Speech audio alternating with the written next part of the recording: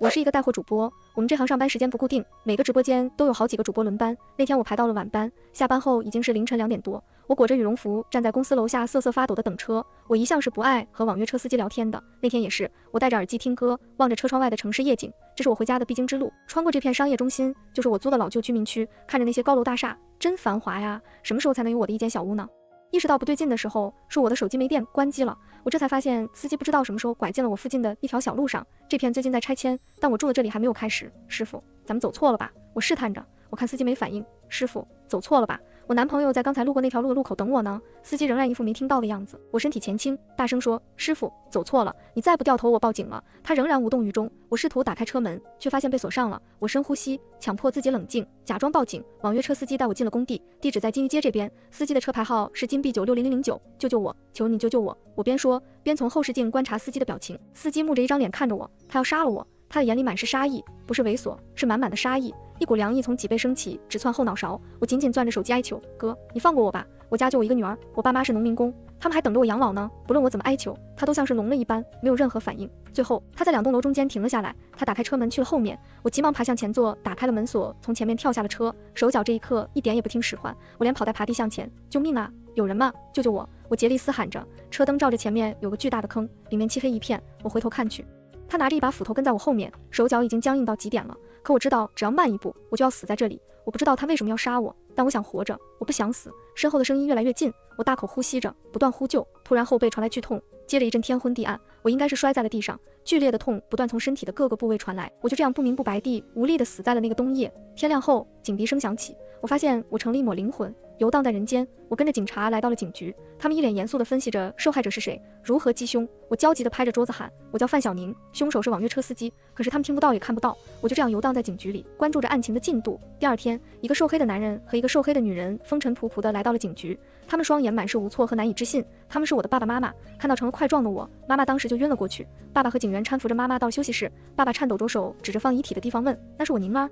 我宁儿前天还给我打电话的，她咋就……我想抱抱他们，替他们擦干眼泪，可是却穿过了他们的身体。我哭着咒骂那个该死的杀人犯，可是我现在连眼泪都没有了。我不敢待在休息室，我怕见到他们痛苦的面庞。在休息室门口，我听到了妈妈绝望的哭喊，我的心要碎了。我知道自己已经死了，已经是一个孤魂野鬼了，可是我却觉得我的心痛比那把斧子砍到我身上更甚。爸爸妈妈没什么文化，他们为了供我读书，没日没夜的打工。我家虽然不富裕，但从不缺爱。他们工作忙，却不会错过我的生日。他们怕我自卑，从小到大，我的吃穿从来不比同学差。他们怕给我丢人，从来不来找我。他们耗干了自己，只希望唯一的女儿能过上和他们不一样的日子。可如今，这个希望彻底破灭了。如果我可以变成厉鬼，我一定要把那个杀人犯撕碎。但我现在屁都不是，我只能默默看着爸爸妈妈承受白发人送黑发人的酷刑。他们带着我的遗体回到了老家，安葬在了祖坟里。我下葬1周后，凶手缉拿归案，负责案件的杨警官给爸爸打来了电话。爸爸只问了一句：“他会判死刑吗？”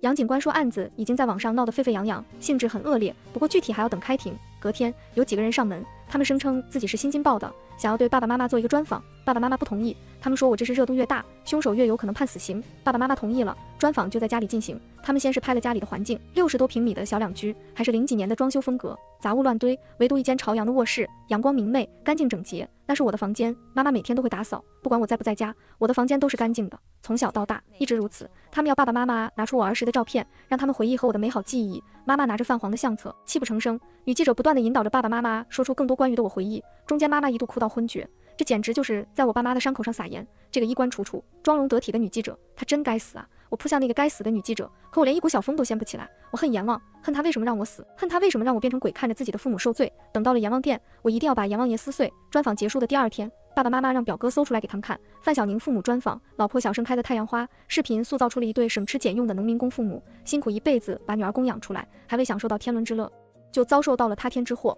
网友的情绪再次被调动起来，纷纷留言要求判凶手死刑。这条视频播放很快破亿，成了当日多个社交平台的热门。表哥感叹：新京报不愧是大媒体，只要群众呼声高，那个凶手一定会被判死刑。我却记得那个该死的女记者，她进我家时嫌弃的表情，她看着妈妈因为痛哭而终止采访时不耐烦的眼神。他们才是一群吸血的恶鬼，他们踩着我的尸体，吃着我的人血馒头，折磨着我的父母。又过了3天，那群恶鬼又来了。因为凶手的家人发视频了，视频里是凶手的妈妈，她那张充满褶皱、青黑的老脸上嵌着和那杀人犯一样凶恶的眼睛。她说她儿子是精神病，有病，是我要招惹他，我如果不招惹他就不会被杀，是我活该，我就是个短命鬼。爸爸妈妈气得发抖。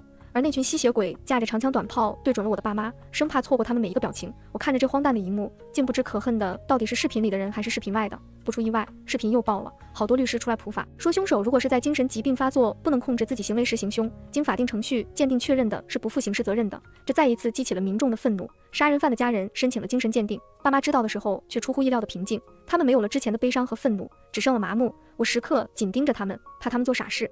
好在姑姑发现了他们不对劲，安排表哥住在了我家，看着我爸妈，姑姑则每天来给爸妈做饭。我以前还嫌姑姑唠叨嘴碎，爱管闲事，我真不是人。一审开庭，杀人犯被判死刑，爸妈紧绷的肩背微微松懈了一下。短短几个月，他们仿佛老了20岁，被岁月操磨的两人，现在看起来更加佝偻苍老。一审判决出来不多久，大家就都淡忘了我的事，直到凶手向上级人民法院申请了上诉，他们依旧坚持凶手在行凶时是精神病发作，无法控制自己的行为。又过了2天，家里来了一个胖男人，他40多岁，一脸油光，梳着背头，他一把鼻涕一把泪地说，看到我的故事，很同情我和我的爸妈，所以想为我们做点什么。爸爸妈妈以为他要捐款，连忙说好意心领了，钱就不用了。胖男人这才道明来意，他想让我妈爸开直播，持续保持案件的热度，因为民意有时能决定判决，只要让人民都记住那件事，那么他就很有可能2审时维持原判。我的爸妈他们什么都不懂，他们以为胖男人是真的来帮忙的。合同签好之后，胖男人说下午就会有人来准备，晚上要在家里开直播。这个死胖子早就准备好了，他就等着我无依无靠的爸妈上钩。为了博取同情，他们让爸妈一遍遍地重复我被害前后的事情，爸妈哭肿的眼睛就没消肿过。网友们怒骂凶手和他的家人，直播间很快就到10万人了。胖子看数据越来越好，然后安排水军在评论区疯狂刷带货。爸爸妈妈不知道啥叫带货，不明所以的问网友，好心的网友解释，就是让爸爸妈妈卖东西来保证生活。爸爸妈妈彻底懵了，他们并不需要带货，我给自己买了意外险，加上他们自己攒的和我的积蓄，养老不成问题。下播后，爸爸找到胖子张老板带货就算了，我和娃妈也不懂这些，别把事情搞砸了。胖子虚伪笑着，叔叔，带货很简单的，你和阿姨就介绍东西是啥就行，别的不用你们做。现在全网都同情你们，你们就是啥也不说，网友都会自动下单的。还是算了，我们也不缺钱，网友们也有不容易的，我们也没到让人接济的地步，这怎么能叫接济呢？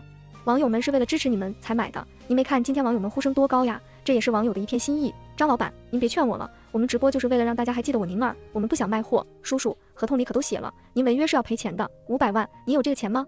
胖子终于在爸妈面前扯下了虚伪的面具。爸爸惊讶地说，当初签合同可没说有卖货这件事，可白纸黑字，这是早已板上钉钉。于是在网上出现了一个直播间，坐着销售佝偻的老两口，他们双眼无光，机械地介绍着手里的抽纸、牙膏、牙刷、洗衣液。我从刚开始的怨气冲天，到后来夜夜静静陪伴着他们，我现在谁也不恨了，杀人犯、女记者、男胖子都不恨了，我只恨我自己。为什么要去京城？为什么想赚大钱？为什么做那份半夜才回家的工作？为什么要上那辆车？刚开始人们还支持爸爸妈妈，后来不知道谁先开始的，指责爸爸妈妈的越来越多。他们说爸爸妈妈吃女儿的人血馒头，是披着慈父慈母的恶魔，还造谣说我有个弟弟，做这些都是为了给弟弟买房结婚。他们说的煞有其事，连我都要信了。他们开始在直播间里嘲讽爸爸妈妈，当然还有一些网友支持爸爸妈妈，双方逐渐对立。于是那些指责演变成了谩骂，甚至是人肉搜索我的家人，给我爸妈寄刀片。支持爸爸妈妈的人则疯狂在直播间里买东西来表明自己的态度。而我的爸妈这2个老实人，一辈子脚踏实地的老实人，他们不理解网友为什么会变成这样，他们只能在直播时看着对骂的双方无奈哭泣。人们说的人死就是解脱是骗人的呀，我的身体已经死了，可这半年多我的心被诛了无数次。鬼原来也有这么丰富的感情啊，鬼也能这么无能为力呀，鬼片也是骗人的。长久的深夜直播，爸爸已经熬不住了，他在直播时晕了过去。爸爸晕倒的那天，胖子正在 KTV 潇洒，几个运营把爸爸送去了医院。运营给胖子打电话，胖子说别忘了拍视频，这条必报。医生说爸爸心力交瘁，不能再劳累，需要住院休养。妈妈默默陪在爸爸身边。隔天，胖子提着个果篮来看爸爸，问医生啥时候可以出院。医生说得观察3天。胖子嫌弃医院效率低，妈妈和胖子说以后不想直播了。胖子冷笑一声，合同是你们签的，当初要播的是你们，现在不播的也是你们，你当我们这群人陪你玩过家家呢？妈妈知道不能来硬的，祈求道，张老板，你儿爸都病倒了，我们也给你赚了不少钱了，你就放过我们吧。哼，那钱你没拿，说白了你不也是吃你女儿的人血馒头吗？差不多得了，天天装可怜，在我跟前还来这套可不好使啊。钱是胖子硬塞给爸爸的，他说是爸妈的辛苦费，一共2万。妈妈被胖子气得站不稳，他指着胖子却一个字也说不出来。胖子提着妈妈的领子，凶恶地说，老太太，你们踏实直播，咱们皆大欢喜，不然现在可是有很多网友记恨你们，我要是不护着你们，你们还能不能看到凶手2审都不一定。我早已把胖子的全家都咒过一遍了，甚至连和他对视的狗都诅咒了。我祈求老天爷、佛祖、菩萨、玉皇大帝，我求他们要不让我彻底魂飞魄散，要不让我重生砍死这群恶鬼，就像那个杀人犯砍我那样。我扑向胖子，想把他的脏手推开，却感觉眼前一黑，我占了胖子的身体，我又活过来了。老天爷、佛祖、菩萨、玉皇大帝，感谢你们！我看着面前矮小的妈妈，瞬间泪流满面。我想跪下给她磕头，告诉她我回来了，可我怕吓着她。她无措地看着肥胖的我，似乎不理解为啥凶横的男人突然开始痛哭流涕。我哭了一会儿，扶着她说：“阿姨，对不起，我不是人，我不该这么对你和叔叔。你放心，从现在开始，咱们之前的合同作废。明天，哦不，一会儿我们就签解约合同。你等我。”我不知道能占这个胖子的身体多久，我得快点先解除合约。我找到胖子的助理，让他连夜找律师写解约合同。助理问我违约金怎么写，我说赔给老两口100万。助理奉承地说：“张总，拢共赚了1000多个 W， 您直接给他们100个 W。”张总慷慨，我不动声色，赶紧去办，今晚必须解约，不然出大事。你还想跟着我赚钱，就快去找律师拟合同。助理不疑有他，赶紧去办。我又跑回医院，偷偷在门外看着爸妈，两个老人挤在一张床上，爸爸睡着了，妈妈背对着我，不知道他正睡着了，还是在默默流泪。这大半年流尽了他一生的泪。合同在凌晨6点的时候送来了，我叫起了爸妈，让他们赶紧签。他俩拿着手里的合同，迟疑地看着我。胖子骗过他们，他们现在不相信他了。我让他们叫来表哥，表哥是大学生，他们相信他。7点表哥到医院，看完解约合同没问题，爸妈签了。我长呼一口气，然后深深向爸妈鞠躬道歉：“叔叔阿姨，这半年多对不起，我不是人，骗你们签合同。从今以后，你们不用再直播了，好好过日子吧，等着凶手被绳之以法。就算不是死刑，也要坚强。你们的女儿在天上，希望你们好好的。”眼泪掉在地板上，地板的纹路逐渐模糊起来。我接着说：“一会儿天亮了，我就让财务把钱给你们打在卡上，一共是100万，是我和你们解约的违约金，你们务必收下。”爸爸妈妈沉默地看着我，他们是恨胖子的，可也无能为力。解决合同的事，我把胖子最初骗爸妈签合同的事以及合同的图片用小号发给了支持爸妈的大粉丝范小宁父母。范小宁父母直播带货，范小宁父母被骗，不到半天，这些词条冲上了热搜。趁着热度，我联系了女记者，女记者还是衣冠楚楚、道貌岸然的样子。我开门见山：“刘记者您好，相信你也听说我了，咱们也算是有缘分，都和范小宁这个案子接触过。您的那篇老婆小开出的太阳花，我看得深受震撼，写得太好了。”刘记者放下茶杯，微微一笑：“过奖了。我们做新闻的主打一个实事求是，我看到了什么就写什么。”我附和道：“是，做新闻确实要实事求是。我今天找您来呢，也是相信您在行业里的威信和口碑，所以邀请您对我做专访。”刘记者轻哼：“张老板，我们新京报不是谁想做专访就给做的，毕竟也是大媒体呀。再说，他停了停，您为什么想做专访呢？”我更加卑微谄媚：“今天的热搜您肯定看了吧？不知道是哪个狗日的把这事儿给捅出去的，我现在也是有点怕了，想着找您这样的大媒体帮着洗洗白，毕竟以后还得在这行混，名声不能太差。”我看他没有打断我的意思，就接着说：“当然，为了表示我的诚意，我愿意拿出100万支持咱们的新闻事业，您看怎么样？”尽管他掩饰得很好，但我还是看出了他眼里的满意。“张老板，我说过，我看到了什么就写什么。这次专访你要提前准备好东西，这样我才好开展工作。”我点头附和：“好，没问题，您放心，包您满意，我也包您满意。”送走女记者，我掏出抽纸盒里的录音笔放在包里，赶紧去备份。女记者的账户很快发来了，我安排财务转账，顺便把所有的记录都保存下来备份，然后把这些都打包用小号发给了表哥，并叮嘱他等看到2审判决结束之后再发出去。我不知道还能占胖子的身体多久，我不敢睡，我怕自己一睡过去就又变成了孤魂野鬼，可我还是扛不住睡着了。再次醒来已经是第2天下午了，我睡了12个小时。好消息是我依旧占着胖子的身体，坏消息是我能看到他。我不知道这是不是意味着他要快夺回身体了。我催促着女记者赶紧安排专访，她说就今天下午。专访进行得很顺利，我在结束后暗示想尽快发布。女记者果然没让我失望，当晚就爆了。视频里的胖子是个儿时缺爱被校园霸凌的可怜虫，童年没有大人教导，看到我爸妈对我的爱被深深打动，然后想要帮老两口一把，没想到被有心人栽赃陷害成了骗子，现在早已解约，解约费给了老两口100万作为补偿。视频评论褒贬不一，双方又起了争执，把视频又推向了更大的流量池。而我坐在我家楼下，看着3楼昏黄的灯光，不知道爸爸妈妈现在在干什么呢？你到底哪里来的鬼东西，滚出老子的身体！耳边持续传来胖子暴怒的声音。从今天我醒来，他就一直不停地咆哮。我无视胖子的无能狂怒，让助理抓紧准备建号开播，马上就要有新生意了。这是我第2次见这张脸，充满褶皱，青黑的老脸上嵌着和那杀人犯一样凶恶的眼睛。此刻他正警惕地盯着我，家里出了杀人犯，这老东西日子也不好过。案子刚发生那段时间，总有人来骚扰他。阿姨，我叫张凯，我一直相信吴宇不是故意杀人，我发了好多帖子，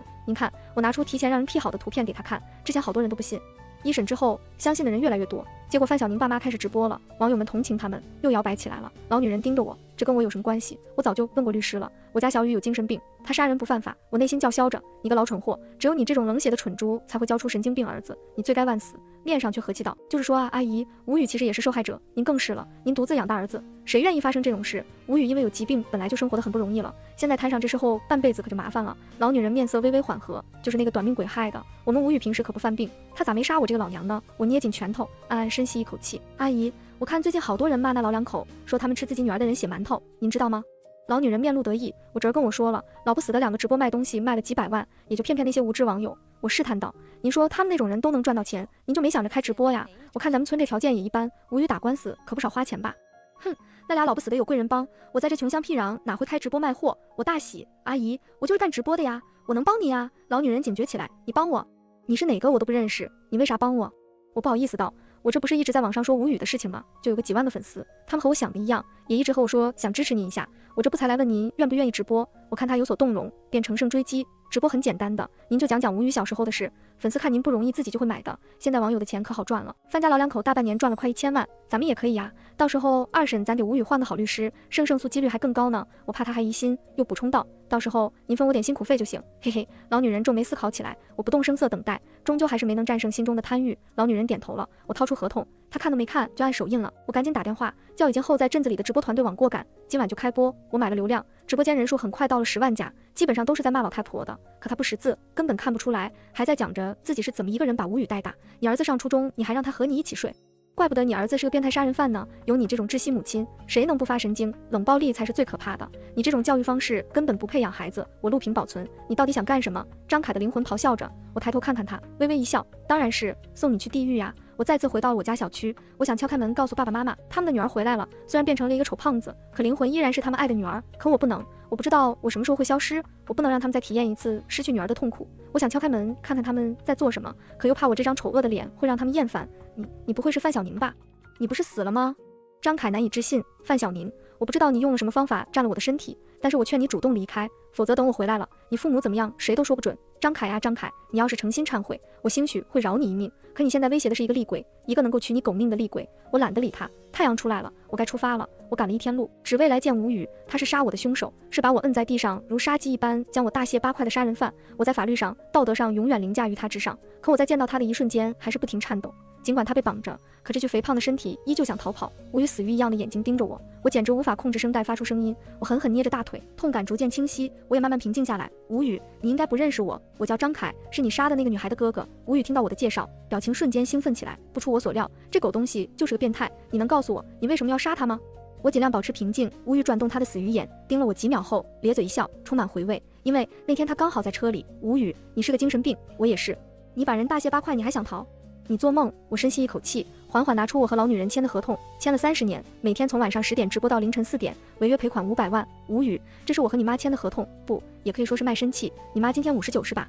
我签了30年，她得每天半夜起来直播6个小时，兴许用不了30年，她就提前嗝屁了。无语咬着牙，要挣扎着起来，她的愤怒取悦了我。我劝你不要乱动，否则你可就看不到你妈的精彩片段了。我拿出平板摆在她面前，视频里她妈妈沉浸在她儿时的故事中，而评论区全是谩骂。可悲的是，老女人不识字，还以为网友在支持她，不断说着谢谢。我观察着无语的表情，原来变态杀人犯也有在意的人。无语，你完了，你不是一个精神病，你只是一个用精神病当借口的变态。她挣扎着要站起来，可是铁链子拴住了她的手脚，她就像是那晚的我一样，竭尽全力又寸步难行。我看着她那双死鱼眼，无语，一命抵一命。如果你认罪，我就放过你妈；如果你不认，我停了下来。她紧紧盯着我，一个儿子不在身边的老妇，还是个杀人犯的母亲，现在全网都知道她的地址，一间农村小平房里。你说会不会有像你这样的人去把她大卸8块呢？无语猛地要站起来，他大喊着：“我杀了你！我杀了你！”我快速后退，冷笑着看他歇斯底里：“你叫张凯是吧？老子出去之后搞死你！你等着！”看守的医护人员和警员快速进来，带走了他。我收拾着桌上的东西。范小宁，你疯了？你就这么肯定无语会认罪吗？张凯这蠢货到现在还没明白过来呢。我背起包往外走，他不认罪没关系，不是还有你吗？他终归是要死的，你什么意思？什么叫还有我？他死不死和我有什么关系？我停下来看着他，你没听到他刚才说的吗？他只要活着出来了，一定会搞死你，说不定你会死得比我还惨。范小宁，你他妈就是条疯狗，我哪招你了？我看着他不说话，他渐渐没了气势，飘走了。张凯，我劝你别想着跑路，你全家的信息现在在网上都是公开的，只要无语能活着出来，那死的一定是你了。哦，说不定还有你的家人，你这个贱人，活该无语杀了你，你就该死。张凯的灵魂向我扑过来，一股油乎乎的臭味，我冷笑，张凯，你死还是他死全看你了。然后当着他的面拨通了慈善机构的电话，我要把张凯赚的黑心钱全部都捐掉。出了看守所，我大口呼吸着新鲜的空气，阳光正好，好想爸爸妈妈呀。我来到了一个宫殿，刺眼的白光把整个宫殿照得一点暗处都没有。